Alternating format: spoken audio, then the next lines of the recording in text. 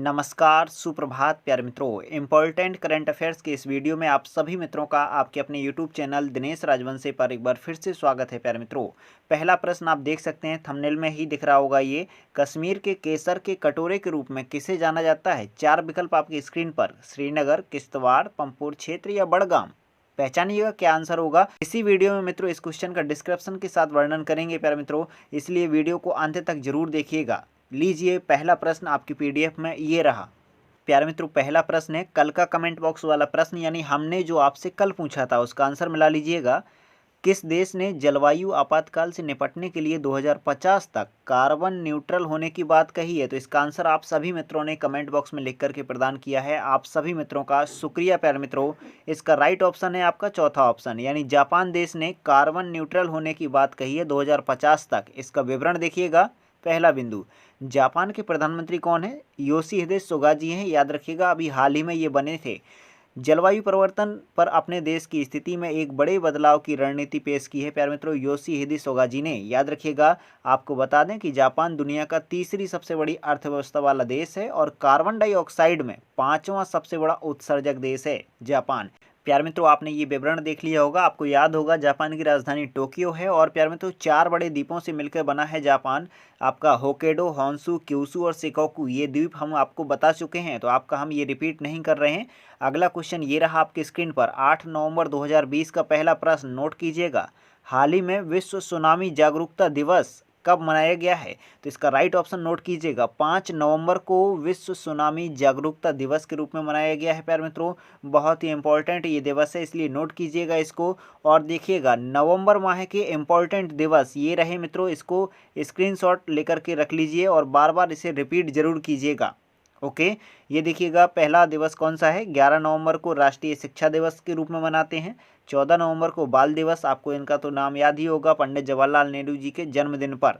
17 नवंबर को अंतर्राष्ट्रीय छात्र दिवस के रूप में। 19 नवंबर को विश्व शौचालय दिवस। 21 नवंबर को विश्व नमस्कार दिवस यानी हेलो डे के रूप में मनाते हैं। 26 नवंबर को तो आपको याद ही होगा कॉन्स्टिट्यूशन डे मनाया जाता है, यानी संविधान दिवस। ओके प्यारे मित्रों, लीजिए अगला प्रश्न आपकी स्क्रीन पर, दूसरा ये रहा। हाल ही में किस भारतीय राज्य ने अमूर फाल्कन के शिकार के खिलाफ चेतावनी जारी की है? प्यारे मित्रों, ये अमूर फाल्कन एक पक्षी है, इसके शिकार को दृष्टिगत रखते हुए चेतावनी जारी की है। वो राज्य है आपका त्रिपुरा। त्रिपुरा राज्य ने प्यारे मित्रों आमूर फाल्कन जो एक पक्षी है उसके शिकार को दृष्टिगत रखते हुए चेतावनी जारी की है। देखिएगा ये विवरण। सर्दियों की शुरुआत के साथ ही झीलों और जल निकायों के आसपास बड़े पैमाने पर अमूर फाल्कन सहित कई प्रवासी पक्षी देखे जाते हैं। प्रतिबंध के बावजूद प्रत्येक वर्ष इन सैकड़ों पक्षियों का शिकार मित्रों हो जाता है। इसी को दृष्टिगत रखते हुए ये चेतावनी जारी की गई है कि आप शिकार नहीं करेंगे, नहीं तो आप पर कानूनी कार्रवाई होगी। वन्यजीव संरक्षण अधिनियम 1972 के तहत अमूर फाल्कन सहित अन्य प्रवासी पक्षी सम्मिलित हैं प्यारे मित्रों इस अधिनियम के तहत, याद रखना है आपको। तो प्यारे मित्रों इस क्वेश्चन का आंसर आपने डिस्क्रिप्शन के साथ देख लिया है। हम त्रिपुरा राज्य को मैप से देखते हैं, ध्यान से देखिएगा आप नक्शा। प्यारे मित्रों आपकी स्क्रीन पर ये जूम किया हुआ है हमने पूर्वोत्तर भारत, जिसमें देखिएगा ये रहा आपका नीला कलर का, ये आपका त्रिपुरा राज्य। हमने जो सर्किल बना रखा है उसमें आपको दिख रहा होगा त्रिपुरा राज्य। और ध्यान से देखिएगा, इससे संबंधित बहुत सारे प्रश्न होते हैं जो पूछे जाते हैं। देखिएगा बांग्लादेश से ये 3 ओर से घिरा हुआ है, तो पूछ लेता है कि कौन सा राज्य बांग्लादेश से 3 ओर से घिरा हुआ है, तो आपका त्रिपुरा ही है। और प्यारे मित्रों यहाँ पर फोकस करें तो आपका जो कर्क रेखा गुजरती है ना, वो आपका त्रिपुरा राज्य से भी होकर गुजरती है। आपको याद रखना होगा गुजरात, राजस्थान, मध्य प्रदेश, छत्तीसगढ़, झारखंड, पश्चिम बंगाल, त्रिपुरा और मिजोरम जैसे 8 राज्यों से गुजरती है मित्रों कर्क रेखा, ट्रॉपिक ऑफ कैंसर, आपको इतना याद रखना होगा। ओके प्यारे मित्रों, और देखिएगा त्रिपुरा राज्य हमारे कितने राज्यों से सीमा बनाता है? तो देखिएगा ग्रीन कलर का असम और ये मिजोरम येलो कलर का ओनली 2 राज्यों से सीमा बनाता है। और अंतर्राष्ट्रीय सीमा आपका बांग्लादेश से बनाता है, ये आपने देख ली होगी। और त्रिपुरा की राजधानी तो आपको याद है ना, अगरतला। ओके प्यारे मित्रों, नोट कर लीजिएगा। अगला क्वेश्चन पीडीएफ में देखते हैं।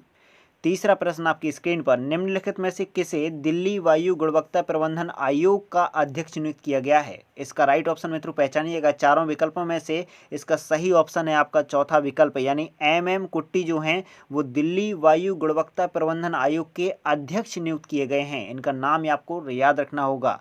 पहला बिंदु देखिएगा डिस्क्रिप्शन का, उनके अलावा प्यारे मित्रों MM कुट्टी के अलावा भारतीय प्रौद्योगिकी संस्थान IIT दिल्ली के प्रोफेसर मुकेश खरे, भारतीय मौसम विज्ञान विभाग जो है आपका IMD कहते हैं, इंडियन मेट्रोलॉजी डिपार्टमेंट के पूर्व महानिदेशक रमेश केजे को आयोग का पूर्णकालिक तकनीकी सदस्य नियुक्त किया गया है। और दूसरा बिंदु है, आदेश के अनुसार पर्यावरण, वन और जलवायु परिवर्तन मंत्रालय में संयुक्त सचिव अरविंद कुमार नौटियाल आयोग के पूर्णकालिक सदस्य होंगे। प्यारे मित्रों, ये नौटियाल जी का नाम आपको याद रखना होगा, अरविंद कुमार नौटियाल, ये आपके पर्यावरण, वन और जलवायु परिवर्तन मंत्रालय के सचिव हैं। प्यारे मित्रों, ये पूर्णकालिक सदस्य बना दिए गए हैं इस आयोग के। यह नियुक्ति पद संभालने से 3 साल वर्ष होगी या 70 साल उस व्यक्ति की उम्र हो जाए, इन दोनों में से जो पहले हो जाएगा पद से वो रिटायरमेंट ले लेगा। प्यारे मित्रों, आपको याद रखना होगा ये। और नए कानून के तहत प्यारे मित्रों जो कानून बनाए गए हैं उसका अगर नियमों का आप उल्लंघन कर रहे हैं, पर्यावरण को दृष्टिगत रखते हुए कानून बनाया गया है, तो 5 वर्ष की आपको जेल हो सकती है या 1 करोड़ जुर्माना हो सकता है या दोनों हो सकते हैं। ये प्यारे मित्रों आपका जो दिल्ली की वायु गुणवत्ता गिर रही है ना आपका, इसको दृष्टिगत रखते हुए कड़ा कानून बनाया गया है और ये नया आयोग बनाया गया है। तो आपको ये सभी पॉइंट आपको याद रखने होंगे।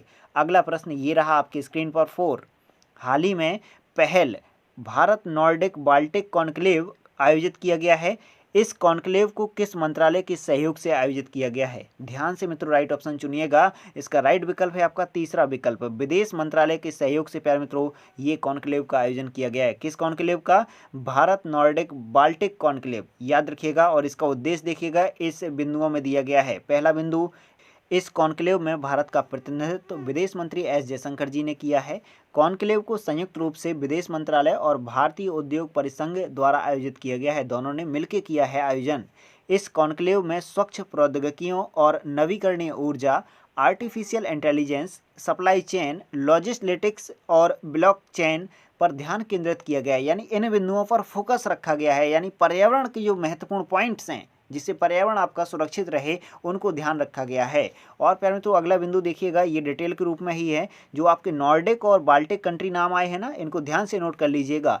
नॉर्डिक कंट्री और बाल्टिक देश देखिएगा, ये 8 सदस्यों का जो आपका ये आयोजन किया गया है। देखिएगा, Estonia, Denmark, Finland, Latvia, Iceland, Norway, Lithuania और स्वीडन, ये 8 देश सम्मिलित थे भारत के अलावा, आपको याद रखना होगा। और यहाँ हमने एक बिंदु में अलग कर दिया है कि बाल्टिक देश कौन कौन से हैं, वो लतविया, लिथुआनिया और एस्टोनिया, यानी ये 3 देश आपके बाल्टिक हैं और इस 8 में से बाकी आपके जो 5 हैं वो आपके नॉर्डिक कंट्री हैं। प्यारे मित्रों आपको इतना याद रखना होगा। और अगर कोई पॉइंट आपका दिमाग में उपज रहा है तो मुझे कमेंट बॉक्स में लिख भेजिएगा, उसका सॉल्यूशन हम कमेंट बॉक्स में करेंगे। ओके प्यारे मित्रों, अगला प्रश्न देखिएगा आपके स्क्रीन पर, ये रहा 5।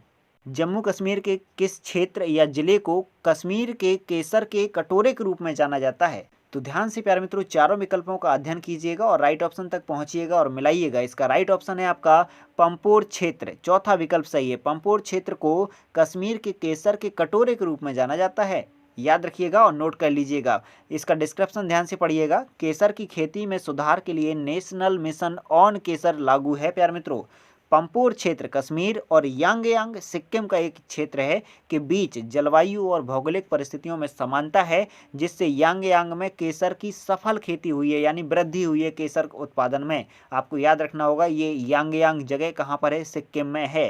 पंपोर तो आपको याद ही हो गया होगा, कश्मीर के केसर के कटोरे के रूप में जाना जाता है ये। और जो जम्मू कश्मीर केंद्र शासित प्रदेश है उसमें ये स्थान है, आपको याद रखना होगा।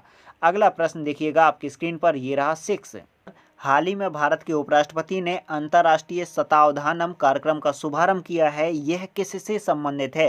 तो आपकी स्क्रीन पर चारों विकल्प दिख रहे होंगे, पहचानिएगा राइट ऑप्शन क्या है और मिलाइएगा। इसका चौथा विकल्प सही है, यानी साहित्य के क्षेत्र से मित्रों इसका संबंध है। किसका? अंतर्राष्ट्रीय शतावधानम कार्यक्रम का, जिनका उद्घाटन यानी शुभारंभ किसने किया है? हमारे उपराष्ट्रपति जी ने। हमारे उपराष्ट्रपति जी हैं कौन? एम वेंकैया नायडू जी ने अंतर्राष्ट्रीय शतावधानम कार्यक्रम का प्रारंभ किया है, जो साहित्य से संबंधित है। यह कार्यक्रम भाषा के संरक्षण और खोई हुई परंपराओं को पुनर्जीवित करने के उद्देश्य से आयोजित किया गया है। समझ गए होंगे। और आपके दिमाग में जो क्वेश्चन मित्रों उपज रहे होंगे, इस क्वेश्चन से हो या किसी भी वीडियो के कोई भी क्वेश्चन से संबंधित हो, कमेंट बॉक्स में जरूर लिख भेजिएगा, आपके जो भी डाउट हो। ओके, अगला क्वेश्चन देखिएगा आपकी स्क्रीन पर, ये रहा आज का कमेंट बॉक्स वाला प्रश्न, यानी इस प्रश्न का आंसर आपको कमेंट बॉक्स में लिख करके प्रदान करना है। येलो डस्ट से बचने के लिए किस देश ने अपने नागरिकों को चेतावनी जारी की है? इसके विकल्प हैं प्यारे मित्रों, भारत, उत्तर कोरिया, रूस या जापान। ध्यान से मित्रों राइट ऑप्शन चुनिएगा और कमेंट बॉक्स में लिख भेजिएगा इसका आंसर। प्यारे मित्रों इस क्वेश्चन को हम बहुत पहले ही आपको बता चुके हैं, आपको याद आ गया होगा इसका आंसर क्योंकि आप पढ़ चुके हैं। ओके प्यारे मित्रों, वीडियो कैसा लगा? अगर अच्छा लगा हो, इंपॉर्टेंट लगा हो तो दिल से मित्रों लाइक कर दीजिएगा और कमेंट बॉक्स में अपने अनुभव जरूर बताइएगा और इस वीडियो को अधिक से अधिक दोस्तों तक शेयर जरूर कर दीजिएगा। प्यारे मित्रों अगर चैनल पर आप पहली बार आए हुए हैं और ऐसे वीडियो प्राप्त करना चाह रहे हैं तो रेड कलर का जो सब्सक्राइब ऑप्शन है ना, उसको सब्सक्राइब करके बेल आइकन पर क्लिक कर लीजिएगा जिससे आपको वीडियो का नोटिफिकेशन सबसे पहले मिल जाया करे। ओके प्यारे मित्रों, वीडियो हम यहीं विराम करते हैं। अपना ख्याल रखिएगा। Thanks for watching video. जय हिंद, जय भारत प्यारे मित्रों।